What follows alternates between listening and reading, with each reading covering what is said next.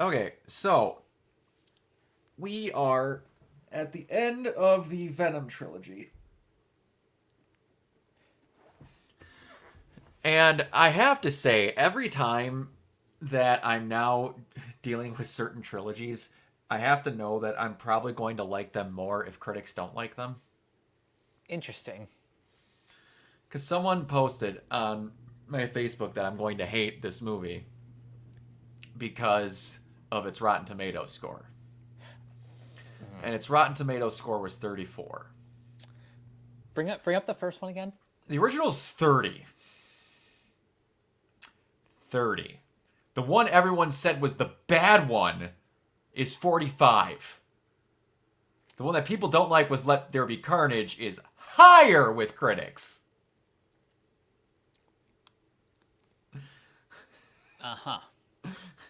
So let that be whatever you want it to be. But when this one scored lower, I'm like, I think that I'm gonna be okay. Quick question before we dive in. When was the last time you watched the previous two? Within the last year. Oh, okay. I just rewatched them leading up to today. Yeah. I watched them actually within like the last month and a half. I dog sat for my mom like a month and a half ago, and I watched them, Red, a bunch of stuff. But yeah, I rewatched through both of them, and yeah, they're really good. People shit on Let There Be Carnage way too much. I The- I honestly think that movie gets better the more times I've seen it. yeah, anyone who says that that movie did not have a good representation of Carnage and he was not lethal at all, I'm like, cool. You didn't watch the last third of that movie? It gets brutal. Yeah, that fight scene in that church is insane. Y'all are stupid. Like, legitimately, tell me you didn't watch the movie and someone told you about it without telling me. Because, yeah.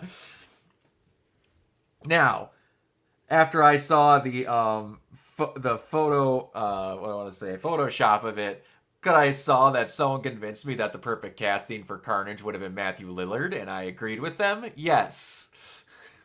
Oh, yeah, that would have been good.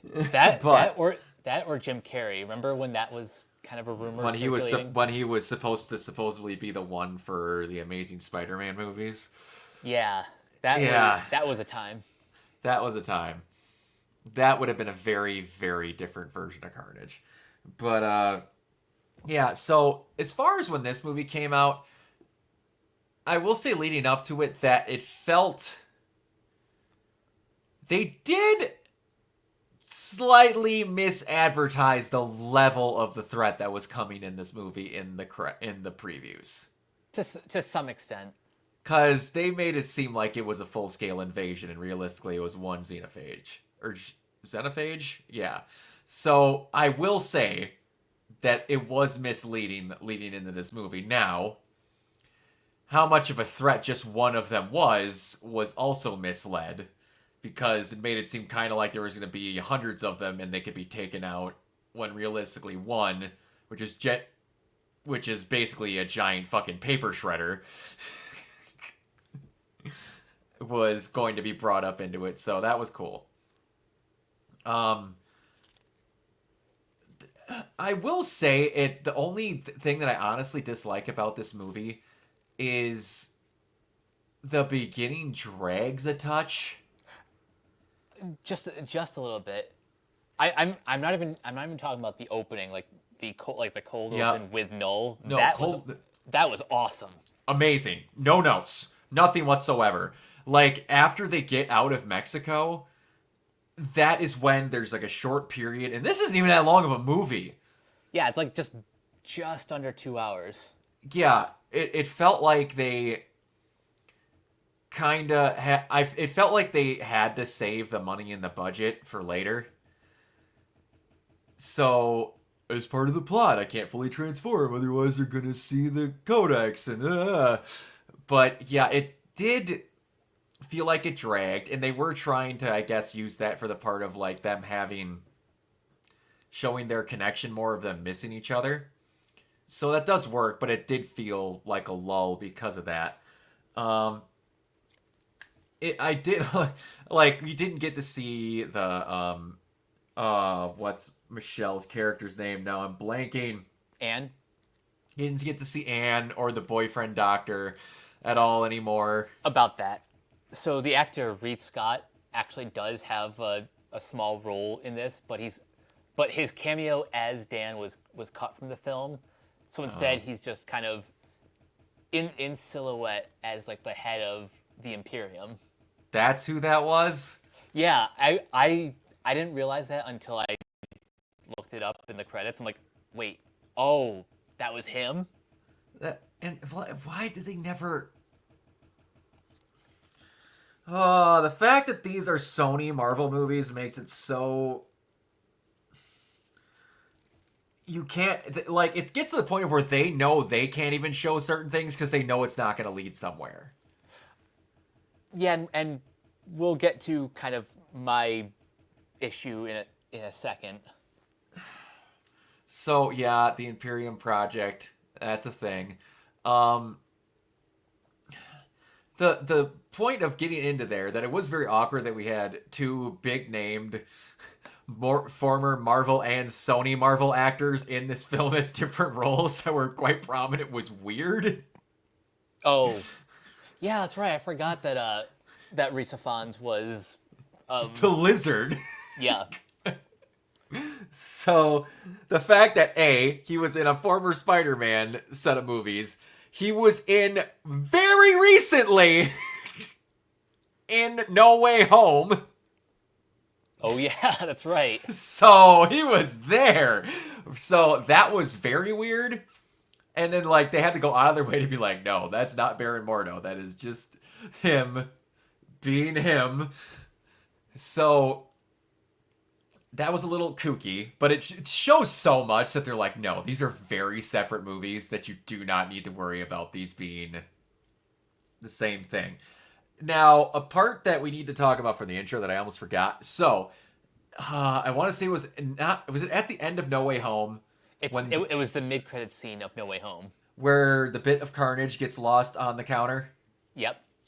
Everyone thought when they saw the trailer for this that his character was sucking up that version of Venom. He's not. I'll admit I thought that too, but the way it's portrayed in the movie makes a lot more sense. It does, but that leads you to believe, is that other chunk still over there? That's a good point. 'Cause he didn't suck that up, and they made it very clear in that scene that is shown to be connected to the actual Marvel universe that a chunk of Venom is on that counter.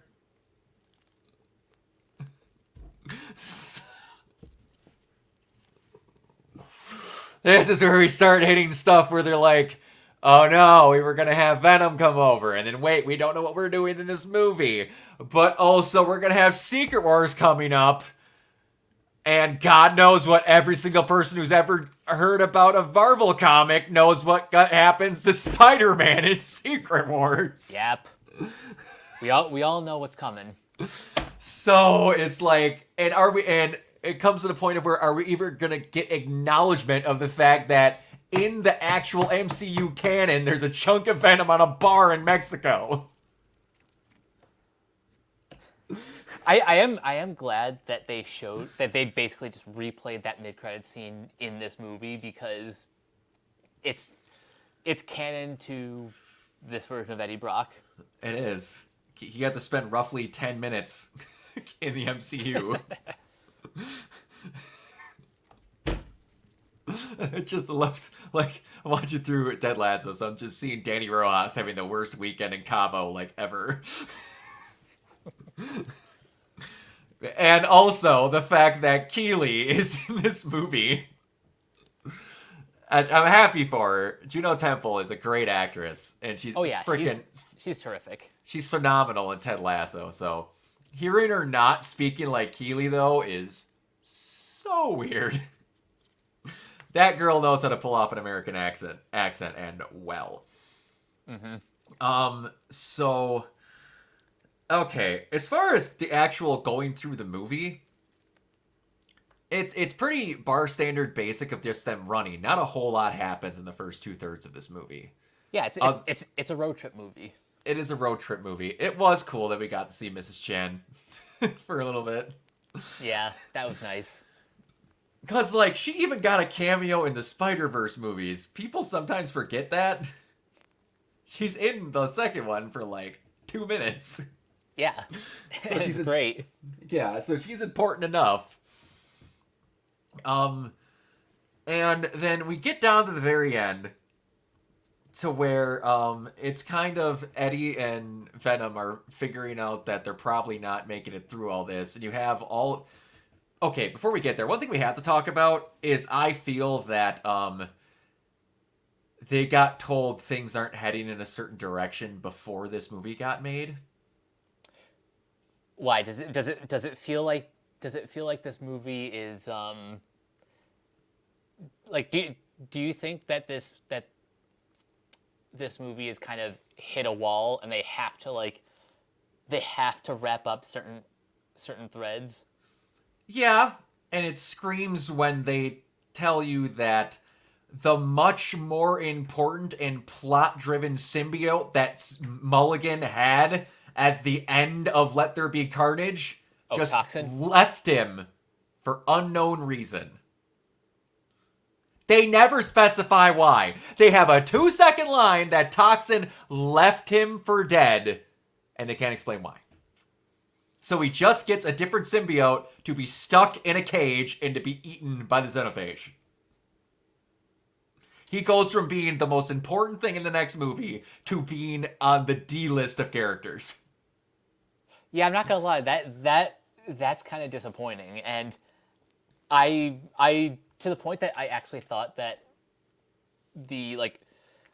I kind of blanked out on that detail and just assumed that the new symbiote he had was Toxin, but no. No, they say that for 2 seconds that they're injecting a new one in him, and that's when they got him. That the symbiotes had worked with the new symbiote when they were sending him into there. They're showing the new one bonding with him as he's going down.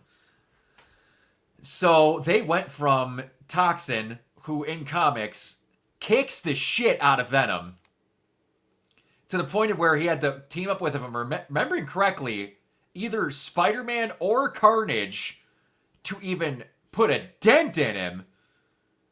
So he went from being what was most likely going to be the entire plot of the third movie to being a stepping stone to get to where the other plot was. And this is where kind of my issue comes in. It's not the character himself, because from everything that I've heard from, you know, people who've been reading Donny Cates' Venom run, especially the King in Black story, Noel is an awesome villain. He is. But the problem is introducing him this late in the game when A, we have no idea where this universe is going, and B, well, that, but specifically this version of Venom has been kicked off the board. So, again, what plans do they have for Noel in the future that wouldn't involve one of his, like, more prominent adversaries? And that's the part that I'm not getting, because you can't, for those who have read The King in Black, you can't just, this goes back to when I was talking about Death in our last review of Agatha.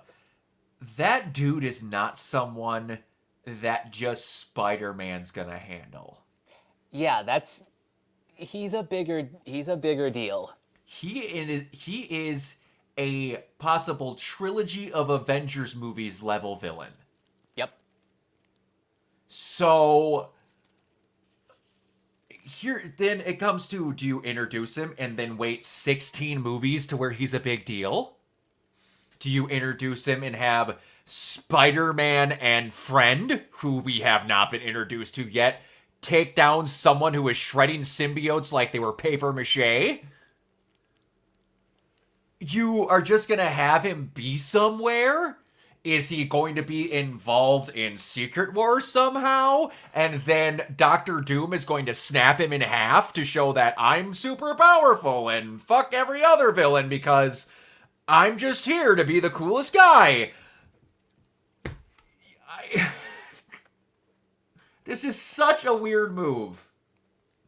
And this kind of goes back to kind of a pet peeve I've been having about wasting big villains on solo movies.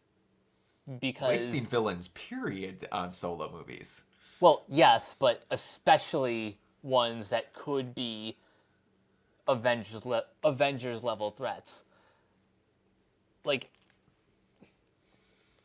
it is kind of going back to what people had issues with Quantumania, wasting Kang on Ant-Man. That one I could not disagree with more if I tried, though. Because walking into that movie, you knew that he is one of 5 billion versions of Kang! Okay, fair. That is the one where everyone goes, they just wasted Kang, he's dead in this movie, how are we gonna have Kang? We discussed in fucking Loki that there's hundreds of millions of him! That one I will never let slide. Everyone bitched to the ends of the earth about that, and it was so dumb. His portrayal, sure, whatever. But it's literally meant to be, I'm the threat that can't be stopped because there's so many of me, not because just one of me is so powerful. Now, Ultron being done in one movie? Yeah, that's one. Come on. I'm still sore about. Come on. You can't tell me we couldn't have had more issues with Ultron where he had to wait in the wings and come back later. Come on. And then we have Quicksilver done in one movie.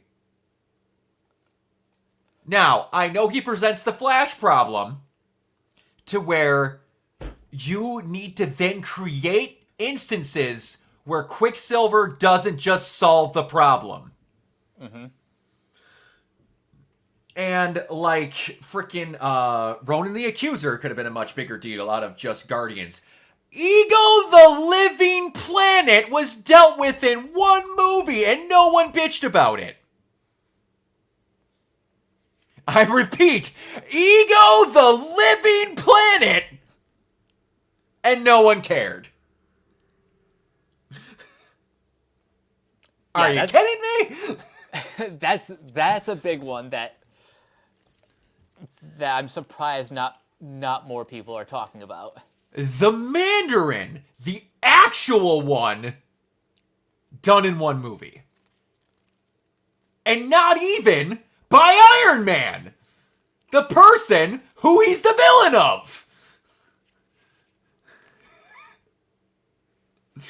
There's the more you go down that list of egregiousness of people having to be taken out in one movie because they don't want to have the problems of writing them in the shit later, which is a problem in comic books because they're always around, happens. No? Mike, even just read the ending team that was there fighting No. Yeah, that's exactly what I mean. And it had to be Eddie Brock borderline becoming a god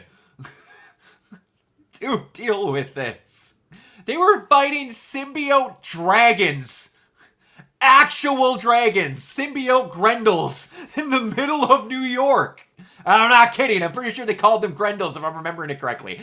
It's ridiculous. Hey, everyone, I'm going to say this.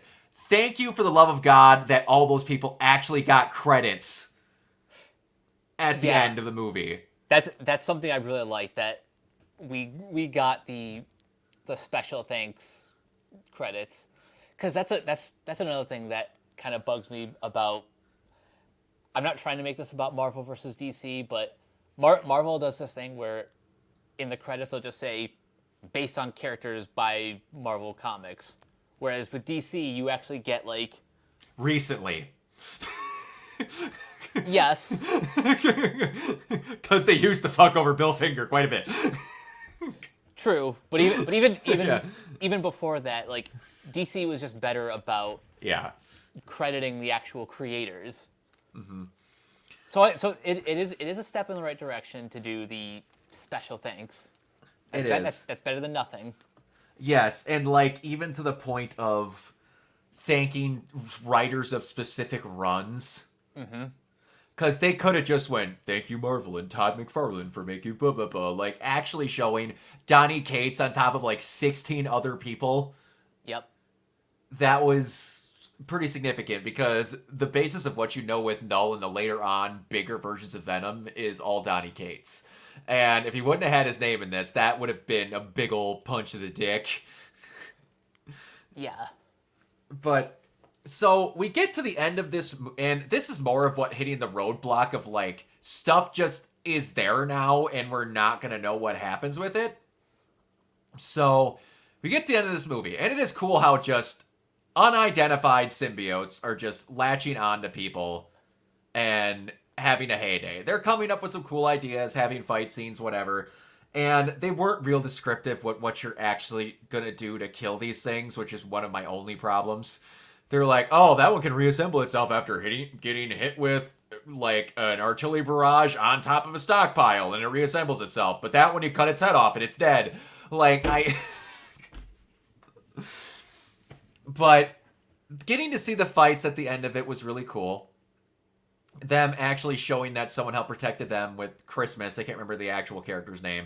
I think her name was like Stacy Christmas or something. But yeah, but they show back Sadie Christmas. Sadie Christmas. But like they're showing back and forth of like them actually being the lethal protector and stuff like that. That was pretty cool. And the like combos of different stuff with the, like the helicopter blades, like I said. The only issue, and this is a giant plot hole. Venom has no idea that that thing drops acid. Yeah. I think the only reason why they do that is because they showed us that earlier in the movie. That's basically it. Well, I get that. They did, but they showed that Strickland and Dr. Payne know that it exists. And then neither of them tell Venom that it does that. Venom takes them over there and then tells the one of the only two people that know that it does it to go do it. What? I don't know, maybe he read their minds or something. He was never bonded with them. He couldn't do that. It's a giant plot hole. One that I don't get, because you could have had Strickland go, hey, that thing will kill them. It drops acid. And Venom goes, gotcha, buddy, and then drags him over there. That would have took 2 seconds. Or, even when he said he was going to drag them towards a kill box, went, hey, we have a giant acid-dropping vault mechanic. Drag them there, it'll kill it. Why they didn't take 2 seconds to do that blows my mind. I don't get it. That was such a weird plot decision. To have Venom know about something that no one told him about.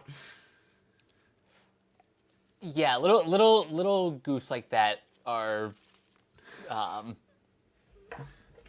I can see how that can be frustrating. Although to be fair, this was a first time director, so which is kind of surprising.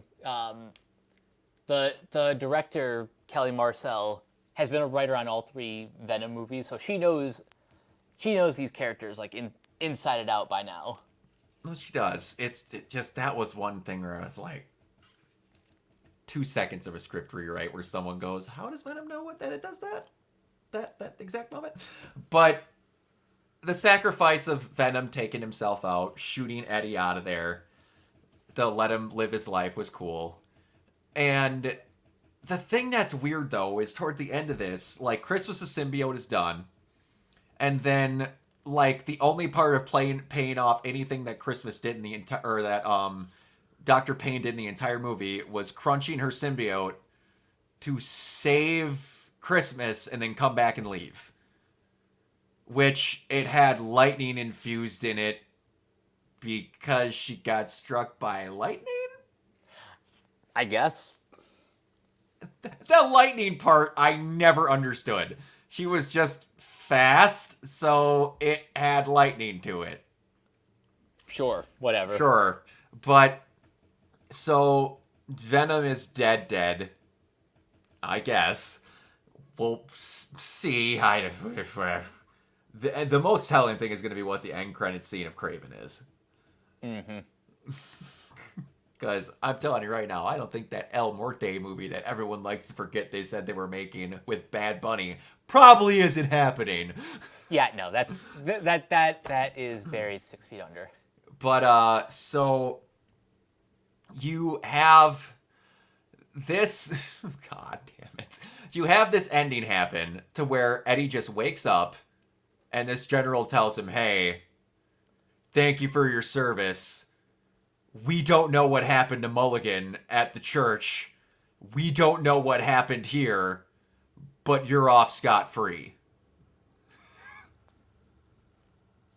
It's one of those, like, look, the movie's almost over.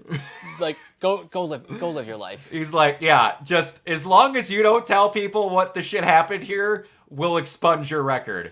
But you don't know if I don't care. Get out of the room. The trilogy's over. So then it was cool that he got to go see Lady Liberty and stuff like that. And it's a giant tease to try and make people think that he's going to meet a version of Spider-Man there. Oh, yeah, obviously. Because everyone and their mother was dumb enough to believe every report to where they're like, yo, Johnny's got the vibes, told me Andrew Garfield's going to be in this movie, and then this is going to become his Venom. What are you getting that off of? Because Andrew Garfield was in No Way Home. Okay, cool. So was Tobey Maguire and a bunch of other people. Why does that mean that all of a sudden he's going to be in this Venom movie? Because a guy with no credibility and no source on Twitter told me so?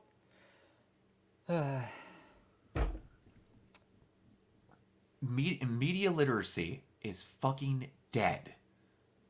Oh, it's worse than dead. It's a zombie. I just the amount of people that are going into this going, yo, we're gonna meet his version of Spider-Man and blah, blah, blah. But yeah, so you get to see Lady Liberty, and it ends kind of abruptly. Yeah. Like, very abruptly. Like, okay, Eddie Brock's is in New York, living his life. Like, it didn't get nothing about, like, the plot was supposed to be, we need to get to New York to get this judge to clear our record and do all this, but it got done anyway, and I never needed to go there. And then we get the post-credit scenes, which I wish they would have at least got. Like, the ending song wasn't bad, but I wish they still would have got Eminem to do a third song. Yeah, just if for no other reason than just for a little bit of consistency, because something I noticed, the only two consistent members of this whole creative team are Tom Hardy, who I'm pretty sure was a producer on... He was. He also helped write the script. and Kelly Marcel. Yeah. Everyone else, like, they've had a different cinematographer, a different composer, different directors. Yeah.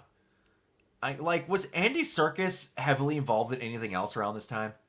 I mean, maybe a bit of like creative consulting for the Planet of the Apes movie, but even then, I'm like, why didn't he direct this? He's in it as Null. That is a great question. Because he seemed to have a really good time and talk nothing but positively about directing the second one and got along great with Tom Hardy. And it's just like movie with the most creatures of any of the Venom movies. We're not going to get the guy who's got tons of experience with bringing creatures to life. It was very weird. Oh, okay. Serkis was unable to return as a director due to his commitments to Animal Farm, which he had delayed to work on Let There Be Carnage. So he was busy with something else. All right. Okay. All right, I guess that's fine. But okay, so the movie. Okay, we need to get away from it. I think one thing that I'm going to quote for the rest of my life happens in this movie. Lady Luck is a fickle slut. Like, that line's a fucking winner. That was awesome.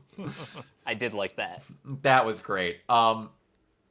So we get the end credit scenes. So if they leave this off and nothing ever happens with Null again after that end credit scene,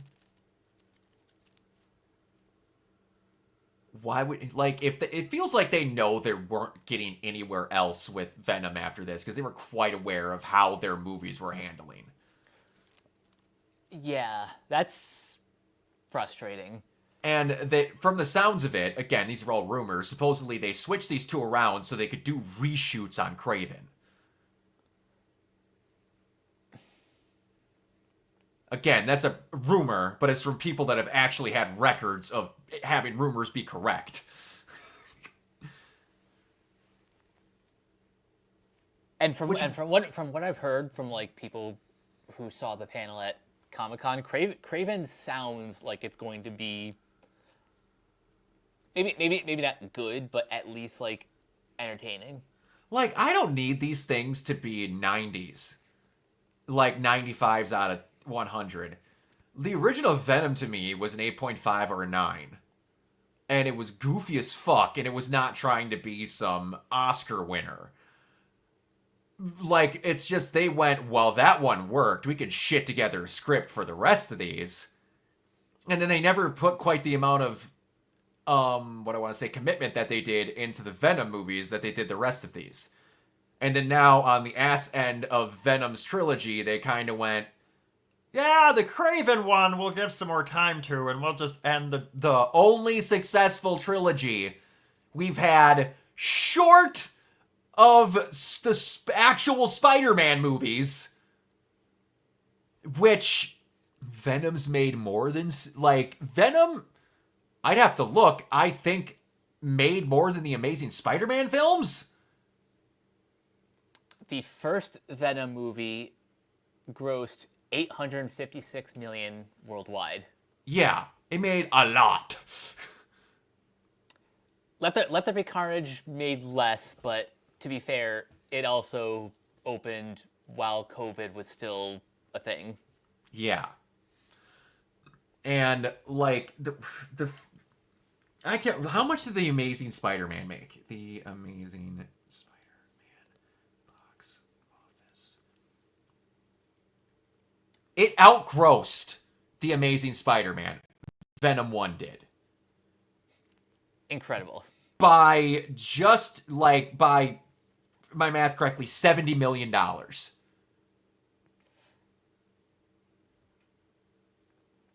So then they went, and then Amazing Spider-Man 2 made... How much did Venom Let There Be Carnage make? $506 million. Okay, so this like outgrossed the second one by 200 million. That's not a good step. When the movie based on your villain, you barely outgross by, when you then make less than what your first movie did.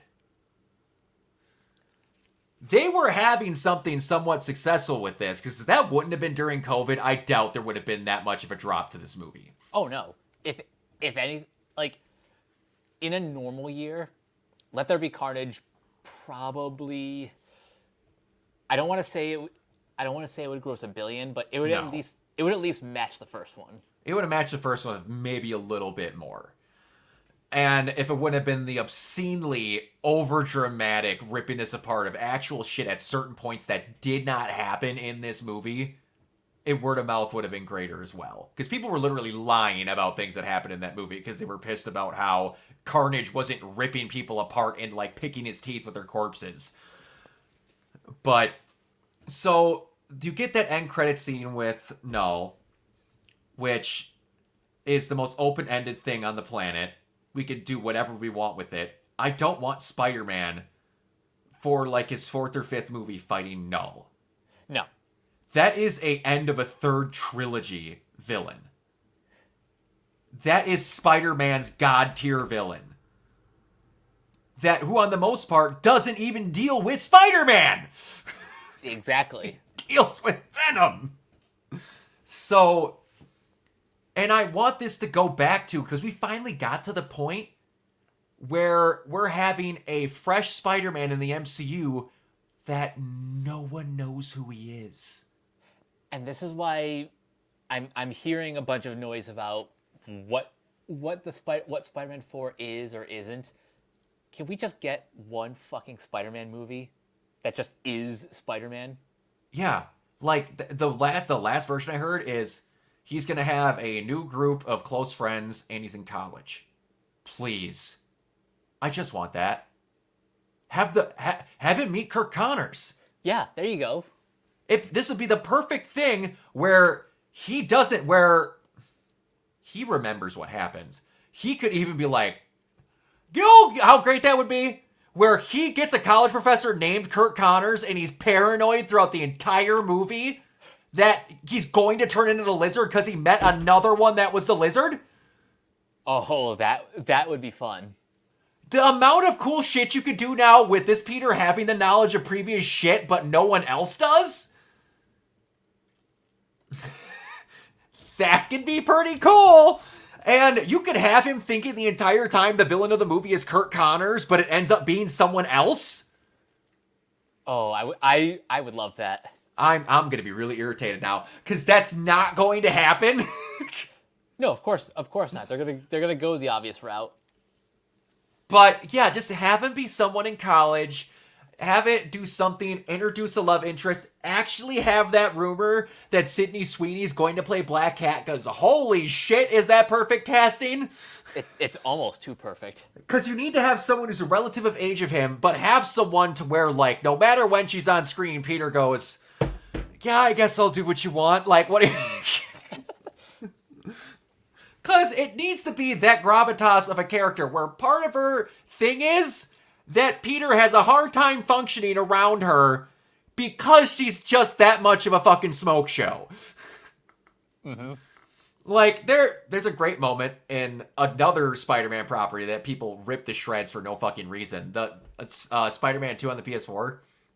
So, you have this part of this DLC where Black Cat gets introduced, and Peter's been back with MJ for a while after they had a long relationship, and then it ended because Peter didn't trust MJ enough and treated her like she was made out of glass. And then they kind of got over that to where she can actually help. And then Black Cat gets introduced, and it kind of shows that Peter is vulnerable around her. Like, she can mess with his head. Like, she faked, like, having his kid to get him to, like, help her with a robbery against Hammerhead in the DLC. And, like, then they go this whole thing through then. So then in the second game, they figure out that Kraven is hunting people and Black Cat's on that list. So they go, all right, we need someone to help take care of Black Cat. And then MJ and Peter go, I can't do this. Miles, you need to go talk to Black Cat because she's going to get one over on me. And then me playing the game, I'm going, so we're going to send the teenager to go deal with the hottest character in the entire game right now? He's having a hard time dealing with his hormones as is, and you're going to go have him try and deal with Black Cat? It's just like, guys, what are we doing? But, have a basic, like, homecoming level Spider-Man movie, but without stealing stuff from Stark Tower, doing whatever. We're finally at a Spider-Man where he's just Spider-Man with no one else around him. He has no one and he's broke, which is the Spider-Man everyone's been wanting. Yep. And they got to it in a really cool way. And from the sounds of it, Tom Holland was borderline like, I'm not doing this movie unless there's a point to it. He said that openly, and from the sounds of it, he was involved in the process of getting the script where it is, to the point of where he would say yes to it. He had to be involved in the script writing and like the actual story. So they need to have a base-ass Spider-Man movie from now on. And Agreed. if you're gonna introduce Venom eventually, Do that after- in Secret Wars. Yeah. Like, lay the groundwork in Secret Wars, but don't actually introduce Venom until after. Yeah, have it be something that just got there and it got around and eventually it gets to him at some point. You can say that he got blah blah blah suit from there and then something makes the actual symbiote come alive or like something like that. I wouldn't be against that. But then the other end credit scene, which I don't understand. The character who I don't remember his name. It might have been Danny again. I have no idea. But I'm just going to call him Danny. The bartender. Yeah, the bartender comes out of the cave, which I forgot he survived because I don't remember where they put him. They just have him come out and then run away, and you see lightning cracking from her vial. That's never gonna go anywhere. Nope. So we now have possibly 2 end credit scenes that aren't gonna go anywhere. Juno Temple's Dr. Payne character still has her symbiote. Now is the only one on Earth with a symbiote from my knowledge. Yeah, because she's the only one who survived. Yeah, she's a random-ass purple-pink symbiote with lightning speed abilities that I think is completely new for this movie. Oh, boy. I'm pretty sure it is because there's nothing that I could find pointing to anything in the comics. Yeah, I'm not getting a whole... You have Thaddeus Payne. Well, hold on. Maybe Agony? Is that Agony? Maybe. That might be Agony. Symbiote takes on current host. Single variable. Her is large, dark purple tendrils and wasps mixed with claws, blades, and fur ends, and fairly long placentia. Oh, that might be Agony. Yeah, that makes sense, I guess. I guess it could be. Genetic memory gains, because that's the closest thing to the looks, but like even that one was weird, and she has like Medusa-like hair. Oh, that might be. I forgot about Agony. But either way, the lightning powers and shit and the speed is brand new, but I just don't know what I was supposed to feel at the end of this. There needs to be an actual thing from Sony where they go, this is what we can do, and we need to have the audience care, so we need to start showing what our actual boundaries are. Yeah, because while I understand people like a certain sect of Marvel fans who are like, everything should be owned by Disney, and it's like, see, if that happens, then you're not going to get as many movies in a year. Like, you're going to have, like, the Spider-Man movies are going to have to wait their turn because they have, like, 50 other characters ahead of them. Yep, and no one gets that. They just think, well, just hire 6,000 more people and make sure they're talented. And then, like, y'all don't like the amount of movies they're putting out now. But yet you want, the ones that you like because they'll turn out better because just good scripts are made easy. Fan entitlement is just one of the worst things to happen to media. Yeah, I don't know, man. But it needs to become a thing where they actually start setting standards of what they could do with these characters so they don't just get you excited about something and then it hits a wall. Give or take, I never thought Morbius or Madam Web were going fucking anywhere at the end of their movies. Oh, no, of course not. Outside of anything in their own universe. But the only one I thought that because of whatever might actually be involved in other things because he's remotely important is Venom. And now it's shown that even that just hit a fucking brick wall because it's a Sony movie.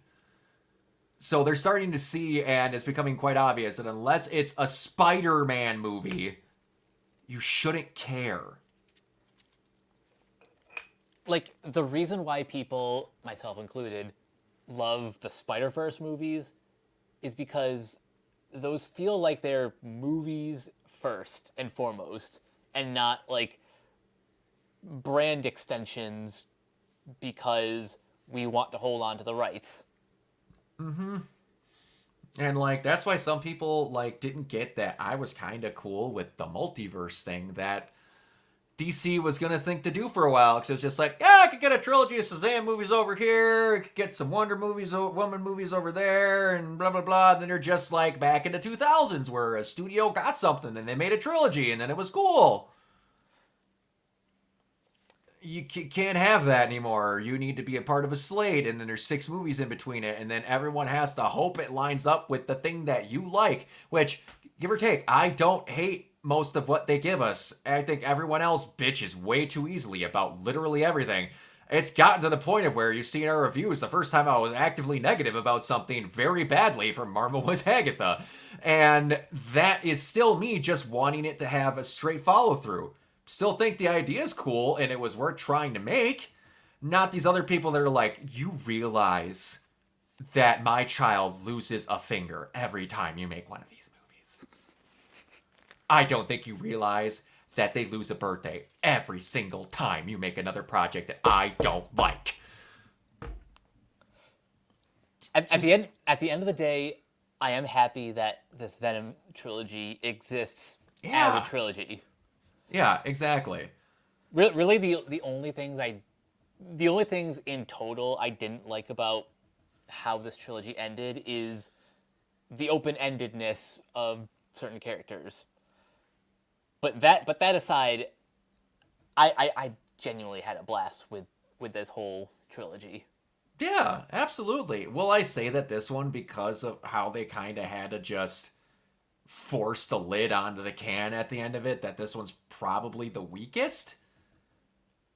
Yeah, I will say that, but it's not because I think they made a bad movie. I feel like they weren't able to probably do all of what they could have, or what they even remotely originally planned, like I said with Toxin earlier. This probably wasn't the movie they planned to make originally. Yeah, no, I'm pretty sure they had a different plan, but they couldn't follow through for whatever reason. Yeah, do you know what the beginning of this kind of reminds me of? How the Transformers movies would soft reboot themselves. Oh, yeah. Like, we're going through the same movie, but now magically the humans hate the Transformers and they're hunting them because the writer didn't want to continue the last plot line. But yeah, I'm just waiting to see that we have like 2 months before Craven's there. And have they announced, or like an actual honest to God promise on another project, or am I blanking? Give me a second while I look up Sony's Spider-Man universe. I want to say, other than a waste of my time, that they really didn't have. There's poking in the back of my brain that there was one more that I'm forgetting, like hardcore forgetting. I mean, does Spider Noir count? No, that to me doesn't count. So then maybe there isn't any other ones. There's a graveyard of projects that We're supposed Sony, to happen. Yeah, like Drew Goddard's Sinister Six movie, The Night black Watch. and black and silver, like that wasn't that it? Which honestly could have been a cool fucking movie if they would have did it. There's an untitled Hypno Hustler film. That's not going anywhere. No. God, this just again shows how badly Fox fumbled the bag. Cause they are stretching themselves thin and then grabbing those chunks and stretching them even thinner. to make movies that they think matter when Fox had all of X-Men and could have made so many good storylines with what they had handed to them. They had an entire cinematic universe worth of characters to deal with, and they just went, "Gah, just, make a movie every now and then and see what happens." God knows those fans won't get sick of the miscontinuity of our movies. Oh, wait, they did. Mm-hmm. God. And let's make Fantastic Four movies and make sure they never get back to Marvel. What do you mean Disney's buying us? God. And now there is to a degree where they say they want Marvel to get back the rights to Spider-Man. I will say this. I would like Marvel to get back the rights to Spider-Man, but let Sony make the movies that they okay. So, they own Spider-Man, but then go, "Hey, Sony, we're going to make the script, we're going to pick the director, and your company can distribute it so that you still make money. And you can help us make it." What Tom Holland's trilogy is? Yes, but they're renting it. I want that. They're renting it from Sony. I want that rent to be the other way around. Because right now, they leased out Spider-Man, and they're renting the lease back to make movies. I want them to just be leasing it to Sony. I want that relationship to be switched. I would have to talk to a film industry lawyer to understand how that works. Because doesn't that not make any sense? They have it through that dumb deal of perpetuity for how long that they make it, but it's basically Sony going, "Yeah, as long as we get to distribute it, we'll let you make movies with your property that you rented to us." Right? That makes less than zero sense. I've never said it out loud till just now and realized just how fucking stupid it is. It's basically like a landlord asking permission to stay the night at the home that they own. Because yes, it's like, "Hey man, can I come crash there? I'll pay you your month's rent if you let me crash at your house for the night." What? But, if they just got it back and they went, "Hey, everything is under our control. You're not allowed to shit out these dumb movies that are a waste of time and everyone's time," where we'll be like, "Hey, we had someone in their spare time write a really good script that could fit into one of our movies, and it happens to be this character. Not, you found this character and then tried to shit a script out about them." Like in a perfect world, it would be Sony Pictures Animation gets to keep doing Spider-Verse stuff. Lord and Miller get full control of everyone who's not Peter Parker or Miles Morales. Mm-hmm. Yeah, just have a good fucking time with everyone. For real, do whatever you want. And I don't know. I could go on this for a while, but just how dumb this situation's getting finally. I'm happy I finally got this Venom trilogy. I truly am. Because this is the only thing I was purely invested in on Sony's part. They're never going to make a Prowler movie, so I do not care. You even had Donald Glover being Prowler. Yep. But you're never going to do anything with it because you're like, nah, they want Madam Web, not Prowler. They want El Morto, not Black Cat. A character I didn't know existed until they brought it to my attention. Mm-hmm. But, yeah, this is a weird ending movie. I'm happy they got their trilogy, but, toward the end, it was all... They kept it was all about Eddie and Venom together till the end, so I get that.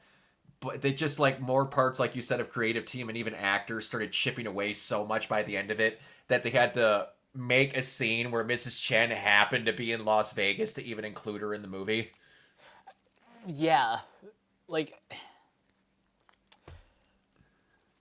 Again, glad the movies exist. Had a great time with this one. My quibbles aside. Yeah, But same. after this, and we'll see if the delays helped Craven or they're just delaying the inevitable. Yeah, we'll see. But after this, I need Sony to either let the rights lapse and bring everything to Marvel, or have just a better plan. Have a plan. Yeah, a plan. Like, because guess what, Sony? As long as you're still making Spider-Man movies, you keep those rights. You don't need to try and put out a movie every year. Nope.